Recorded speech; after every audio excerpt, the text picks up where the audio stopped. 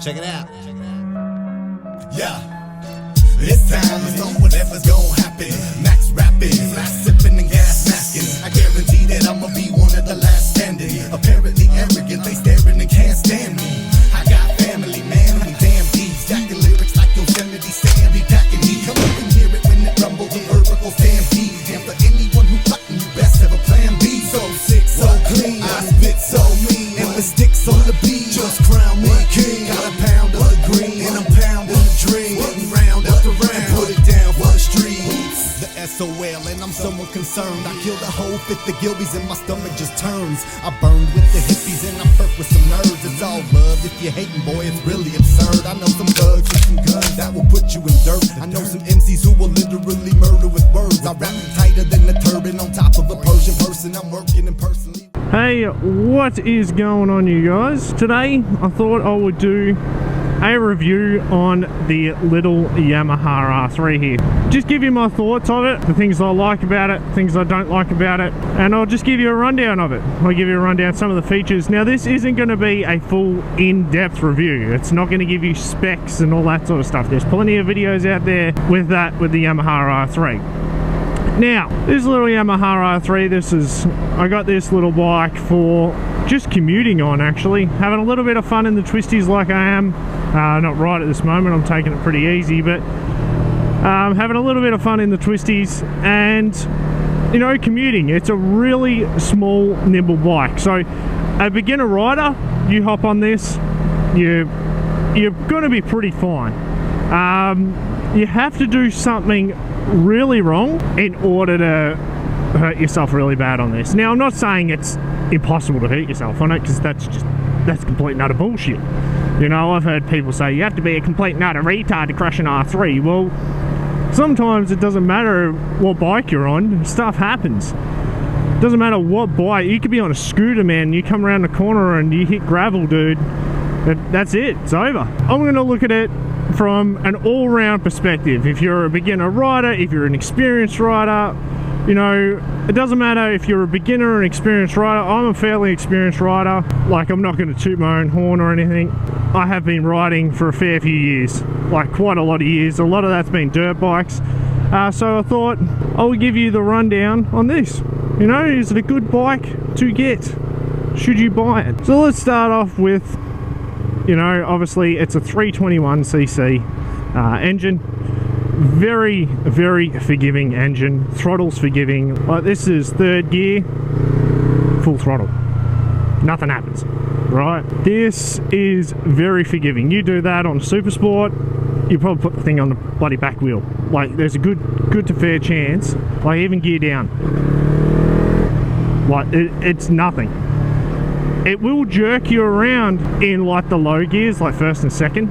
So if you're lane splitting or whatever, I know a lot of new riders tend to sit around in first gear when they're lane splitting. Don't do that, it's too jerky. Just put the thing into a higher gear, and lane splitting is perfect on this. Talking about gears, it is a 6-speed, so it's a pretty smooth transmission. Like, it's not super smooth like the like all the higher end bikes, but you gotta remember, guys, this is a budget entry-level bike. It's for people to get on and learn and then progress from, or either hold on to it and modify it and do some cool stuff and put it in the R3 Cup, because they do an R3 Cup. We know it's the usual 1 down, 5 up, so neutral's in between first and second, like a lot of motorcycles. This one here has ABS. It does work. I have engaged it deliberately. You really need to mash the brakes to engage it. Tell you what though, for your money, you get a bloody good bike. It is more than capable to do highway speeds. Here in Australia, I think the top speed you can actually do is 120. Most around town and stuff, you're going to be looking at anywhere from 100 to 110. Everything's lower than that. Don't know what it is in miles per hour, so you'll just have to convert it. I'm slack, I don't convert it. Little R3 is more than capable of doing highway speeds. You can cruise at highway speeds. I've been on the highway multiple times. You don't feel intimidated. You know, it doesn't feel like a small bike like the Grom. Like, it feels like a small bike, but not that small, if you know what I mean. So you can actually ride this, and it's quite comfortable. The seating position, You know, the seating position on the R3 is more, it's like a sport touring sort of setup. You know, it's not completely upright. You still are hunched over, but you're not really hunched over, if you know what I mean. It's not like super aggressive like an R1 or a Ducati or a CBR 1000 or anything along those lines. This is a more of a relaxed sort of riding style, so you can actually ride this for longer trips, and you could even turn this into a little touring bike if you want, because it's pretty good on fuel, and you know, travel around, and you're not going to get fatigued as early, you know, whereas the Super Sports, it's a lot of weight on your wrist, and this isn't. It can be if you start to get tired. If you start really like leaning over the handlebars, it can become tiresome. But that's not to say that you can't really get over the top of this bike and make it aggressive. So I don't think that you can't do that. You can actually, even you can reverse the clip-ons and stuff like that and make it more of an aggressive style bike. But cruising around town, if that's all you really want to do is cruise around town, shit, the R3 will do you perfectly, man. You don't need to worry about anything else. Like, this thing is a really light bike. You can have fun on it. You don't lose your license when you're actually really getting on it. You know, you can twist that throttle, you can have fun in the twisties, and what, you're doing 10, 20 k's over limit. Super Sport, you're doing anywhere up from, I don't know, 80, 90 k's over the fucking speed limit. So it is a very user-friendly sort of bike, man. Let's talk about the brakes. Like I said earlier, it has ABS. You know, fuck, I'll keep me clean in the visor. It does have ABS. It is a good safety feature on it. It does work well. Like, don't get me wrong. You really need to sort of mash the brakes to get it, though. You really need to sort of mash the brakes to get it. It does actually help save you in those situations where you gotta mash those brakes. Provided you're used to having ABS on a motorcycle. You know, a lot of people do freak out with ABS on a motorcycle. I did a video on that. You can feel free to check that out if you wish. The actual conventional brakes themselves, like ABS aside, it doesn't matter if it's got ABS or not, it still has the same conventional brakes. They still feel the same on a non-ABS bike and an ABS bike, from the ones that I've ridden anyway. I haven't noticed any difference between the two of them. It's only really when you get on the brakes hard that you notice it.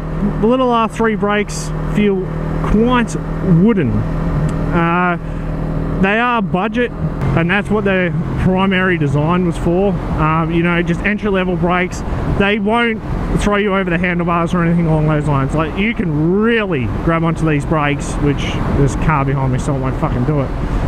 You can really grab onto these brakes, and the chances of flying over the handlebars are really slim. If you fucking fly over the handlebars, dude, I really want to see. You must have been leaning way over the bike to do it. These brakes are designed for the beginner rider. They're not like a Super Sport. The Super Sports are designed to pull you up from anywhere from 280 plus down to fucking zero, man. The little R3 isn't designed to do that, man. I think its top speed is, what, 180? And the brakes will more than definitely pull you up. You know, if you know how to brake on a motorcycle correctly, you'll be fine. But for beginner riders as well, you know, if you're just starting out and you're nervous on the bike, you know, that's how people are when they start riding. It's a scary experience sometimes to start riding on a motorcycle and being out in traffic and dealing with this sort of stuff. Look, I really grab the brakes. This is really grabbing the brakes, guys. Like, they're not that hard, if you know what I mean. You will get thrown forward, but you won't get thrown over the top of it. And that was a real handful. That was way more than I would ever do. That was seriously over exaggerated, and I still didn't get the ABS to kick in. It's an entry-level Super Sport, and that's what you class it as, man. It's an awesome little bike.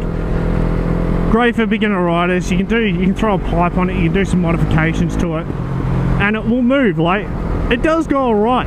It's not a little slouch of a bike, like, because the power to weight, it does go alright.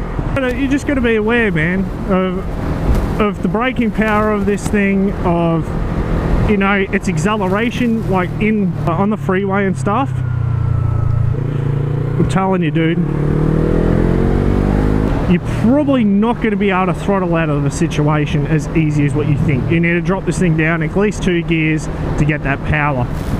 On the freeway, doing about 100. If you're in 6th gear, you'll definitely have to drop it to 5th. If you really want the power, you could probably drop it to 4th, but you're going to have to really bump it up to rev match it to prevent locking up the rear wheel on the freeway, which is not what you want to do. Let's get on to the next thing, shall we? And that is slipper clutch. This does not have a slipper clutch, so it teaches you how to ride the bike properly. It teaches you how to rev match and things along those lines, which if you ride dirt bikes, most of you guys know how to rev match anyway. It is great for the beginner riders and learning how to rev match, and that's a good thing. You know, new riders actually need to know that. Not that they'll necessarily may not even use it when they get to the bigger bikes, but always rev match, even if the bike has got a slipper clutch. Even on the Ducati that I rode, I still rev matched it going down through the gears because it's just habit for me. What have I spoken about? Spoke about the throttle, spoke about the brakes, suspension. Let's get on to the suspension. The suspension is budget. You know, it is not bloody Öhlins shocks or anything like that. I think you can actually get an R3 with the Öhlins suspension. I think it's the Movistar R3 with like all the race decals and stuff. That one comes with Öhlins suspension. Other than that, I think you just get your standard KYB shocks. They do alright. Like, they're not the best, but they do alright. You know, for a bike that costs damn near, what, $6,500 or whatever, $7,000, you know, it does alright. It's not terrible. I've ridden bikes with worse suspension, so I've actually ridden bikes with damn near no suspension, like the trikes and stuff, so it does alright. And just bear in mind, it's not going to be any of this Öhlins race suspension. If for some reason you're thinking that a little R3 would come out with that from the factory, I don't know. But like I said, I think that maybe the special edition, you may get the Öhlins suspension, but don't count me on it. Looks and aesthetics, you know, bike obviously looks pretty cool. I reckon it's an awesome looking little bike. I tell you, like, out of the beginner bikes, this and the CBR 300, they look mint. Like, the little Ninja 300 looks alright. It reminds me of Grasshopper, to be honest with you. But, you know, the little R3 looks like a small, old school R1 or R6. You know, it's got that real aggressive styling on it. And a lot of people say to me they think that the bike's bigger until they see the wheels and tyres, which I'll get onto next. The actual tyres on this bike, it comes out with what, Michelin Street Pilots, I think they are. Michelin Pilot Streets or something like that. They're not terrible, but they're not the best. You can see why they put them on them. I'm going to come back to it, budget, because that's what it is. It is budget built. Even Yamaha came out, I'm pretty sure, and said it. It is a budget built bike for beginners and just, you know, commuters that don't want a massive bike. They do alright.